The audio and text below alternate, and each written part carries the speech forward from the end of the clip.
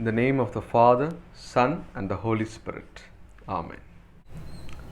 Greetings to you all in the name of our Lord and Savior Jesus Christ. As we are in the Advent season, we meditate on the prophecy about Jesus' birth and the fulfillment of the prophecy.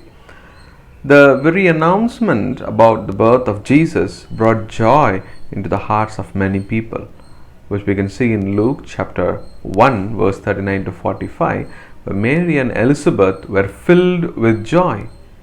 And we do know that not every announcement and news would bring happiness to us. Announcement or news about cyclones or deadly virus doesn't bring happiness to us. So what's so special about the birth of Jesus that brought such an immense joy and happiness to them that even the child in her womb was filled with happiness? The reason was they were all expecting the coming of Messiah. Around 1700 years before, Prophet Isaiah has prophesied about it, which we can find in chapter 7 verse 14, where it says, "Young woman with child shall bear a son and shall name him Emmanuel." So for a number of years, the Jews were expecting for the coming of Messiah, and now it's actually happening. And on top of that, for this God's plan of redemption, God has chosen us. The very thought of that must have doubled the joy of Mary and Elizabeth, that in God's plan we are part of it. Today, as we meditate and enter into this Advent season, can we experience such a joy and peace in our lives? Last year or the year before, we entered into the Advent season with lots of enthusiasm. But this year, many families do not have such enthusiasm because all of us have gone through different challenging situations in this year 2020.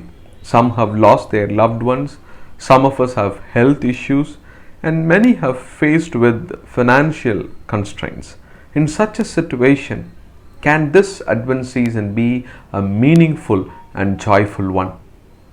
My dear brothers and sisters in Christ, the announcement about Jesus' birth did not come when things were all right. The announcement about birth of Jesus did not come when people were happy and satisfied. But it came in the time of hopelessness, in time where people were looking for a redeemer, in a time when people were undergoing lot of sufferings and discriminations. Prophet Isaiah puts it very clearly in chapter 9 verse 2. It says, "The people who walked in darkness have seen a great light. Those who lived in darkness, on them light has shined."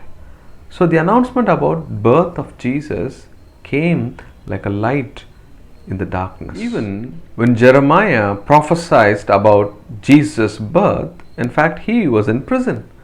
The Jews were under Roman Empire, and even among the Jews there were a lot of discriminatory practices were going on. And above all, though they offer sin offering, it was not able to deliver them from the slavery of sin. It was at this time of hopelessness the good news about Jesus' birth brought hope to them, that a Savior is going to be born to redeem us. He redeems us from sin. He redeems us from sickness because He is Emmanuel. God is with us. He is always with us at all times. As long as we don't believe and realize the fact that our Redeemer is Emmanuel, He is always with us. As long as we don't realize and believe it, we won't be able to experience the joy and hope. But the moment we start to believe and realize the presence of God, that our Savior, our Redeemer is Emmanuel, the moment we start to believe and realize it, our perspective about life changes. Our approach towards our situation changes, and it brings us hope and joy. My dear brothers and sisters in Christ, Advent season is not just about meditating upon the first coming of Jesus Christ, but it also to prepare ourselves for the second coming of Jesus. In life we prepare for many things. Even to travel from one place to another, we book and reserve our tickets a month ago. That's preparation. Suppose if a political leader visits our town, weeks before the visit, the roads will be repaired. Their posters and cutout will be erected to welcome. That's preparation. So, how much should we prepare for the second coming of our Lord? Many times we think that going to church regularly, attending Bible study classes, or reading Bible regularly, that's preparation.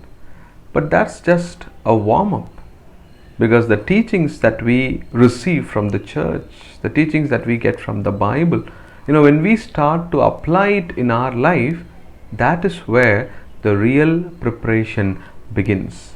Now, are we prepared or not? In 1 John chapter 4 verse 16, the verse says, "Those who abide in love abide in God, and God abides in them." I think that's a measuring scale of our preparation. My dear friends, in this Advent season, as we meditate on the first coming of Jesus Christ, let us prepare ourselves for His second coming. Even the announcement about the Lord's coming brings joy and hope and surprises. May God bless us and surprises us with joy and hope in this Advent season. May God bless these words. Amen.